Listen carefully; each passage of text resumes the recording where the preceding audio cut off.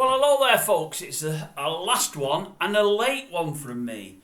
Just something I read earlier. It was out over the weekend, but I never got a chance to read it, and I've read it today, and I just thought, can't let this one go. Unbelievable, this.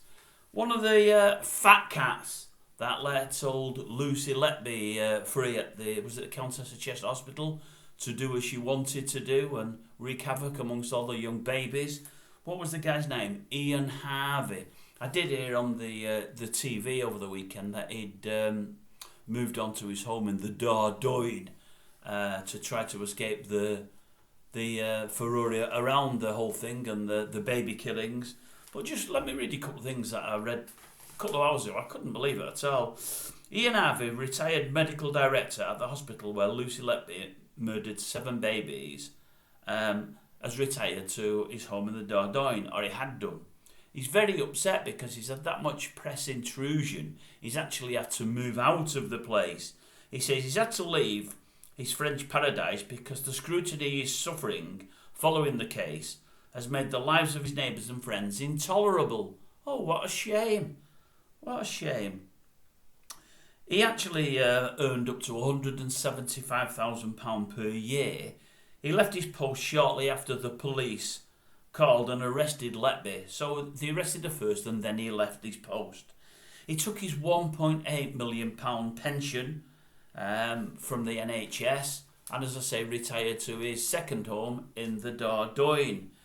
Now, the thing is, many of the doctors above Letby were telling him and his cohorts about Letby, and in each instance they turned a blind eye. They copped to deaf and they didn't want to hear it, and they actually warned some of the doctors and said, look, if you carry on, we're going to have to discipline you. And they actually made the doctors apologise to Letby, as we've already heard. But it says it's unbelievable. I mean, they raised concerns, and they say they were ignored, which they were. They've accused managers of being more concerned about reputations than the safety of their small patients.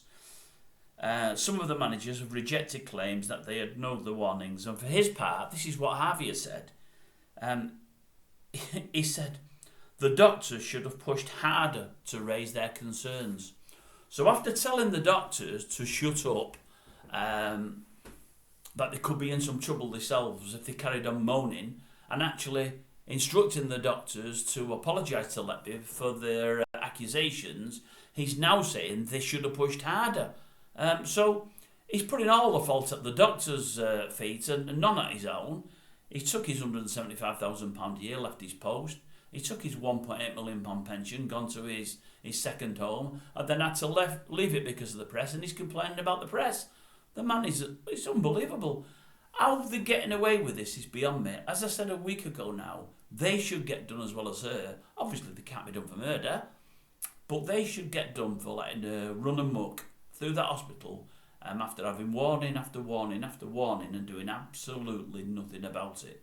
And now they can tell those doctors to go away and because they'd be in some trouble and apologise to Letby, and then he now says they should have pushed him even harder.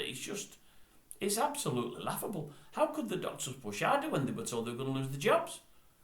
Absolutely crazy. It is, honestly.